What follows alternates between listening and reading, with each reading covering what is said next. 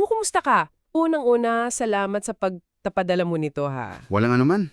Grabe, nasa harap natin ngayon itong parang isang napakadetalyadong flowchart. Oh, parang mapa, no? Parang mapa nga ng mga kaganapan na tinatawag na 7 selyo or 7 seals. Medyo overwhelming sa unang tingin eh. May mga kabayo, may trompeta, tapos may mga gintong mangkok pa. Totoo. So ang goal natin ngayon, himayin natin to. Subukan nating intindihin kung paano sila nagkakakonekta ayon sa pagkakaayos dito sa source mo. Exactly. At ang pinaka-key concept talaga dito, para sa akin, ay yung tinatawag na cascade effect na ipinapakita ng dokumento. Cascade effect? Okay. At ang pinaka-key concept talaga dito, para sa akin, ay yung tinatawag na cascade model na ipinapakita ng dokumento. Cascade model. Okay. Hindi ito basta listahan lang ng mga sakulae. Ang pagbukas ng isang selyo, nagtitrigger ng sunod-sunod na pangyayari. For example, yung ika-7 selyo, hindi lang siya isang event. Okay. Sa loob pala niya, nandoon ang 7 trompeta. Tapos yung ika-7 trompeta naman, siya yung naglalaman ng 7 huling salot. Wow. So ang kinitingnan talaga natin ay isang serye ng mga pangyayari na, papalala ng papalala. Okay, sige, let's unpack this. Simulan natin doon sa pinakakilala, di ba? Yung imagery ng 4 na mga manggagabayo. Oh, classic. Unang selyo, isang puting kabayo na may dalang pana. Sabi dito sa source mo, ang simbolo nito ay panlilinlang, miwok sa Korean. Interesante. Bakit panlilin lang yung simula ng lahat? It's fascinating kasi ipinuposisyon ng source mo ang panlilinlang bilang pundasyon. Pundason talaga. Oo, pundasyon ng lahat ng kasunod na destruction. Bago pa man magkaroon ng pisikal na giyera, kailangan muna may ideological na labanan. Isang pagkalito sa kung ano ang totoo. Makes sense. At kapag naitanim na yung binhi ng palian lang na yan, doon na pumapasok yung mas hayag na pagkawasak. Sa ikalawang selyo, lumalabas na yung pulang kabayo na may malaking tabak. At ito na yung malawakang digmaan. Ito na yun. At syempre, ang kasunod palagi ng digmaan, kakulangan, 'di ba? Natural na kasunod, oo. Kaya pumapasok ang ikatlong selyo, yung itim na kabayo na may dalang timbangan, simbolo ng matinding tagutom. Matinding tagutom. Pero teka, may isang detalye dito na nakakuha ng pansin ko. May paalala na huwag pinsalain ang langis ng oliva at ang alak. Bakit may exception? Magandang tanong yan. Kasi ayon sa interpretasyong nakalatag dito, yung langis at alak, simbolo yan ng mga bagay para sa mayayaman. Mga luxury items. Luxury items. Habang yung trigo at sibada na titimbang, yun yung basic necessities. So ipinapaiwatig daw nito na ang tagutom hindi tatama sa lahat ng pantay-pantay. Wow. Yung mga pangkaraniwang tao ang sobrang magdudurusa, habang yung mga elite parang protektado pa rin. It paints a picture of societal breakdown talaga ng inequality sa gitna ng krisis. That adds a lot of texture, no? So, panlilin lang, digmaan, tapos isang tagutom na may social commentary pa. At yung pang-apat na kabayo, parang ito na yung, Ang pinaka-finale ng set. yung maputlang kabayo na tinatawag sa document na Chonghuangmal. Sabi dito, pinagsama-samang epekto na to, tabak, tagutom, kamatayan, posibleng salot daw, at mababangis na hayop. Tama. At dito, nagbibigay ang source mo ng isang very specific at nakakakilabot na statistic. Ano yon? Hindi lang ito basta maraming namatay, ang resulta raw ng 4 na mga ngabayong ito ay ang kamatayan ng ika-4 na bahagi, 1/4 ng populasyon ng mundo. 1/4? Agad-agad? Oo. At ang insight dito, hindi lang yung laki ng bilang Itinatakda ito bilang isang initial at limited na phase pa lang ng paghuhukom. Isang warning shot, kumbaga? Parang ganun, warning shot. Hindi pa ito ang main event. Nagseset lang ito ng isang terrifying baseline para sa mga susunod na mas matindi pa. So yung 4 horsemen parang mga man-made or earthly disaster sila. Deception, war, famine. Pero pagdating sa ika-5 selyo, parang biglang nag-iiba yung camera angle? Oo, nag-iiba yung pananaw. Parang inaangat yung tingin natin from Earth to somewhere else? Anong ipinapakita sa atin dito? Ibang-iba nga. Sa ikalimang selyo, wala tayong nakikitang sakuna sa lupa. Ang esena, nasa langit. Ipinapakita yung mga kaluluwa ng mga namatay dahil sa pananampalataya nila. So, malawakang pagkamartir, isang degyo mo sungyo, oo. Ang punto rito ay ipakita yung human cost from a heavenly perspective na yung nangyayari sa lupa may katumbas na epekto sa spiritual reign mo. Okay. Pagkatapos niyan, sa ika-6 na selyo, biglang balik na naman tayo sa isang napakalaking physical event. Isang napakalakas na lindo tapos apektado na yung araw, buwan at mga bituin. Cosmic level na pagyanig na to. Oo, cosmic na. At dito rin sa ika-6 na selyo, pumapasok yung konsepto ng pagpigil sa 4 na hangin at yung paglalagay ng selyo sa 144,000. Madalas nating marinig ang numerong yan, di ba? Laging lumalabas yan. Sinasabi ba ng source kung ano ang representasyon ng numerong ito? Well, sinasabi dito na bago ilabas yung susunod na bugso ng paggawasak, merong parang divine pause. Isang interlude. Oo, isang interlude para protektahan ng isang partikular na grupo. Ang 144,000, ayon sa interpretasyong ito, sila yung mga natatakan para maligtas mula sa mga darating na paghihirap. Okay. Mahalaga to kasi pinapakita na sa gitna ng paghukom, mayroon pa ring konsepto ng pagliligtas at proteksyon. Hindi lang puro destruction. Okay, gets. So may pause, at pagkatapos ng pause na yan, bubuksan na ang ika-7 selyo. Dito na nagiging malinaw yung sinasabi mong cascade effect. Dito talaga. Kasi ang pagbubukas ng ika-7 selyo, hindi lang isa pang sakuna. Ito ang mismong nagbubukas ng bagong serye, ang 7 trumpeta. Na tinadawak ding 7 paghihirap, 7 Juanlan. Oo. Pero bago pa man tumunog ang unang trumpeta, may seremonya muna. Yung insenso raw, nakatumbas ng mga panalangin ng mga banal, hinaluan ng apoy mula sa altar at inihagi sa lupa. Ang resulta, Teka, yung pattern na yan, kulog, kidlat, lindol, parang importante yan, no? Babalikan natin yan mamaya. definitely. Pero for now, let's go to the trumpets. Napansin ko, parang may recurring fraction dito sa unang 4, di ba? 1/3. Oo. 1/3 ng halaman, 1/3 ng dagat, 1/3 ng tubig tabang, 1/3 ng liwanag. Bakit kaya 1/3? May sinasabi ba ang document tungkol sa significance niyan? Yes, and it's a crucial point. Ang paggamit ng 1/3, sinasadya raw para ipakita na ito ay isang partial judgment pa lang. So, warning pa rin. Malubha, pero warning pa rin. Hindi pa ito yung tuluyang pagwasak. At kung titingnan mo ang epekto nilang 4, may isang common theme. Ano yon? Pagkasira ng halaman, dagat, tubig tabang, at pagdidilim ng araw, lahat yan ayon sa source mo ay direktang humahantong sa isang resulta. Lumalalang kakulangan sa pagkain. So it's a systematic dismantling ng Ng ability ng mundo to sustain itself. tama. So hindi lang ito random destruction, targeted attack siya sa ecosystem. Okay, pagkatapos ng 4 na yan, sabi sa source mo may pagbabago sa tono. Yung susunod na 3 trumpeta tinatawag na 3 kahabag-habag or 3 woes. Oo, mga woes. Ibig sabihin, huy, mas matindi pa to. Mas matindi. Ang unang kahabag-habag ay ang ika-5 trompeta. Dito, lumalabas yung mga balang huangchong mula sa isang bangin. Mga balang. Pero ang interesting dito, hindi sila pumapatay.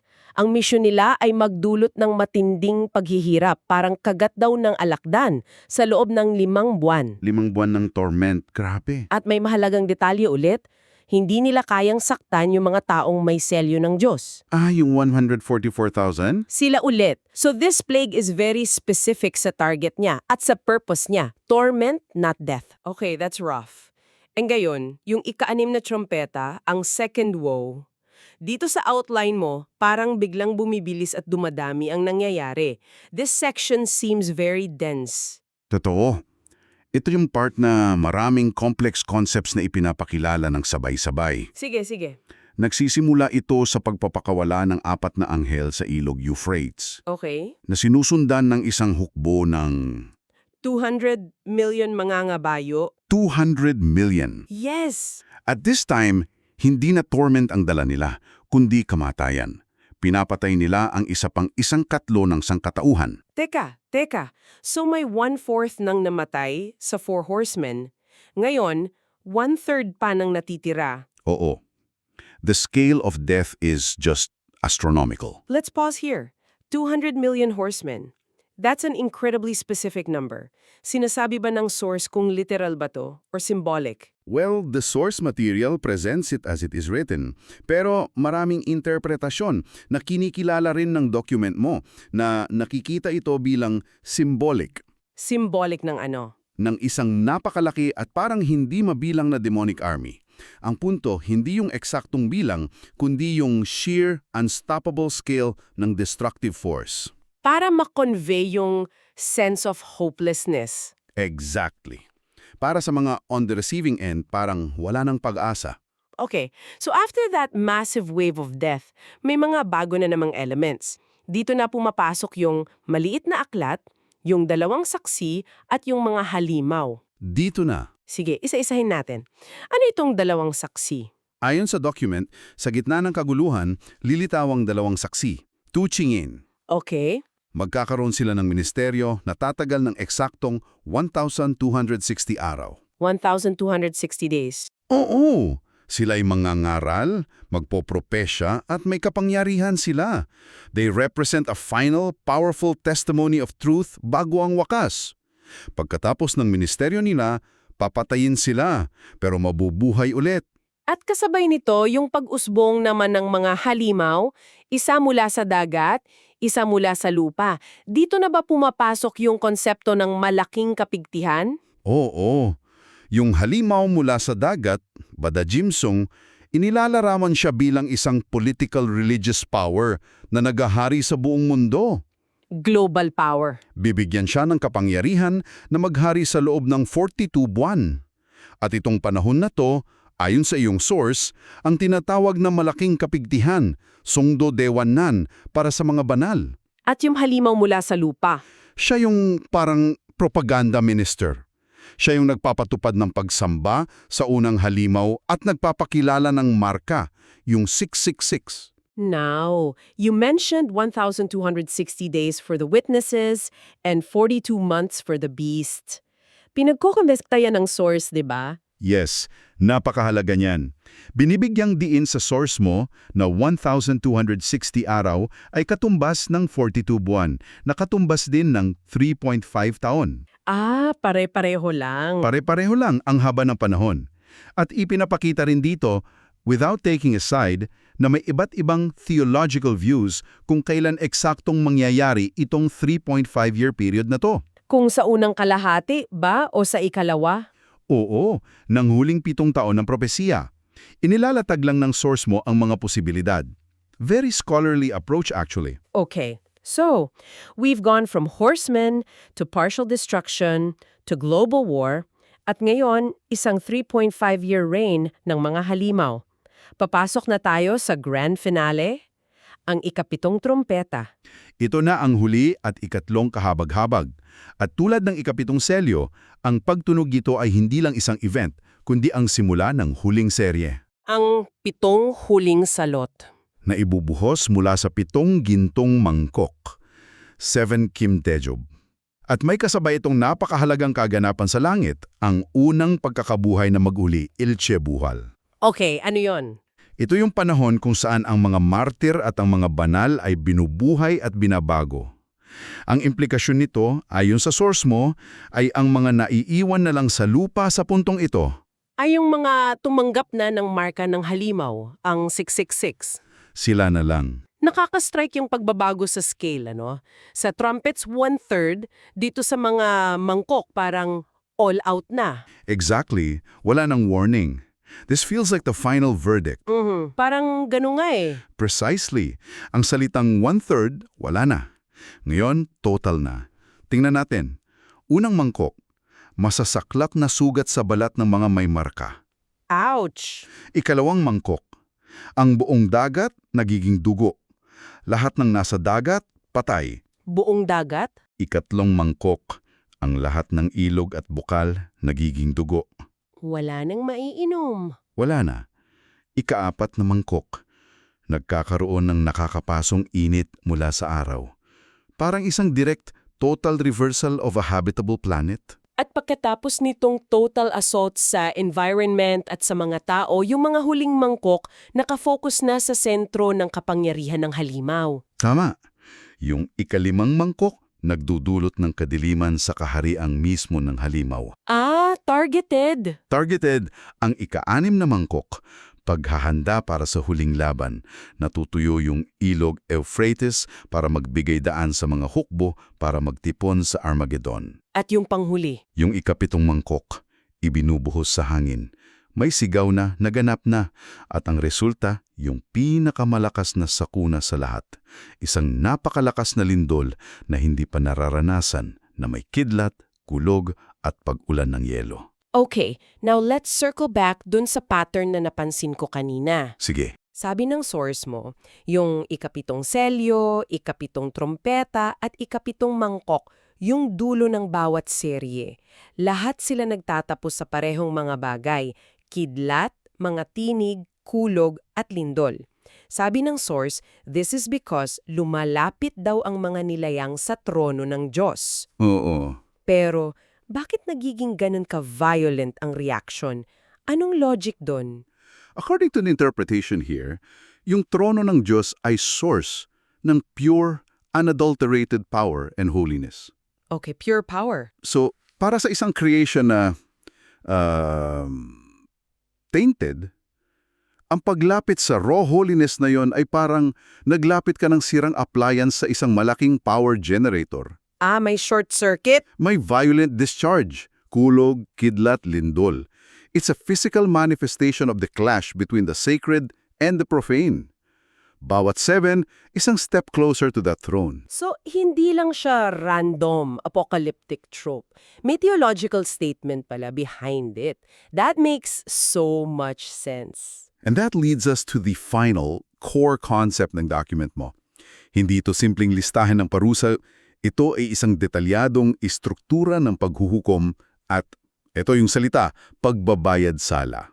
Pagbabayad sala. Desok chue sa Koreano. Atonement. Atonement. Each series of 7 is a stage in this cosmic process of atonement. Pero, teka, paanong naging atonement ang destruction? Parang contradiction, di ba? Diyan pumapasok yung pinaka-insight ng source mo. The document argues that these plagues aren't just punishment. They are a violent cosmic purification. Purification. Parang sinusunog nila yung corruption na nakakabit sa mundo, yung kaharian ng halimaw, yung sistema ng tao, yung rebellion, para linisin mismo yung creation. Sa pananaw na to, ang atonement ay hindi isang banayat na proseso. It's a painful cauterization para tanggalin ang isang fatal na sakit. Okay, gets ko na. Isang kompletong proseso. From a single lie all the way to a cosmic reset. At ayon sa source mo, natapos ang lahat ng ito sa paglilinis o pagbabayad sala ng tunay na templo. Tama. Pero, at dito tayo magtatapos ha, may isang final sentence sa document na talagang nakakaintriga Nagiiwan ng manaking tanong. Ano yun? Sinasabi nito, pagkatapos nito, magsisimula ang pagbabayad sala ng Hades. Kung ang lahat ng napag-usapan natin ay tungkol sa paglilinis ng lupa at ng sangkatauhan, ano kaya ang ibig sabihin ng isang hiwalay na proseso ng pagbabayad sala para sa daigdig ng mga patay?